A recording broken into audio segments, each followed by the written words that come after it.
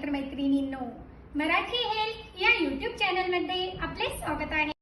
आज आपण अशी एक क्रीम बघणार आहोत ज्या क्रीमचा वापर केल्याने स्किनच्या कुठल्याही समस्या असो या बऱ्या होणारच आहेत। आणि याबरोबरच जी क्रीम आपण तयार करणार आहोत ना ती अगदी नॅचरल व अगदी घरगुती आहे आणि हो अगदी कमी खर्चात घरच्या घरी ही क्रीम आपल्याला तयार होऊन मिळणार आहे। आणि सर्वात मोठा फायदा म्हणजे महिला असो पुरुष असो किंवा लहान मुले असो सर्वच या क्रीमचा वापर करू शकतात, कारण यापासून कुठल्याही प्रकारे साईड इफेक्ट होणार नाही तर फायदा पूर्णपणे होणार आहे। या क्रीमच्या वापराने जी आपली त्वचा काळवडलेली असते, डेड झालेली असते ती निघून जाते। पिंपल्स असतील तर पिंपल्सवर देखील ही क्रीम अत्यंत लाभदायी ठरते। तसेच स्किनवर कुठल्याही प्रकारे डाग असतील ना तर ते देखील यामुळे निघून जातात।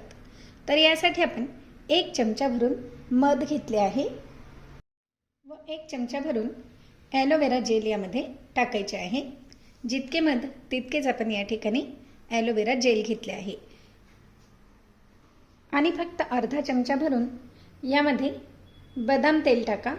आणि जर तुमच्याकडे बदाम तेल नसेल तर याऐवजी आपण खोबरेल तेलाचा वापर केला तरी देखील चालेल। आता हे तीनही पदार्थ जे आहेत ना हे याप्रमाणे फेटून घ्यायचे आहेत।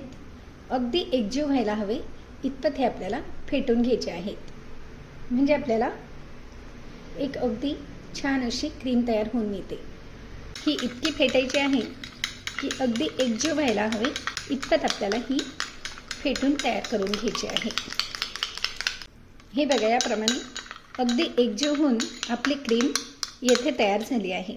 आता तयार झालेली क्रीम एका छोट्याशा डबीमध्ये भरून ठेवा व रात्री झोपण्यापूर्वी चेहरा स्वच्छ धुवून घ्यायचा आहे व चेहऱ्यावर या क्रीमने 2 मिनिटे छान मसाज करायचे आहे।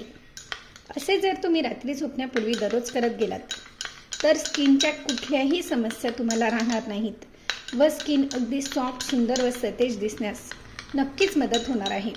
तसेच जर तुमच्या स्किनवर पिंपल्स असतील, कुठल्याही प्रकारचे डाग असतील, डेड स्किन असेल तर ही डेड स्किन देखील यामुळे सहजतेने निघून जाते व स्किनच्या समस्या देखील हळूहळू पूर्णपणे बऱ्या होतात। आणि क्रीम पूर्णपणे नॅचरल असल्यामुळे लहानांपासून तर मोठ्यांपर्यंत सर्वांनाच आपण याचा वापर करू शकतो। तर मग आहे की नाही अत्यंत साधा सोपा घरगुती आणि नॅचरल उपाय? मग लाईक, शेअर व सबस्क्राईब करायला देखील विसरू नका। धन्यवाद।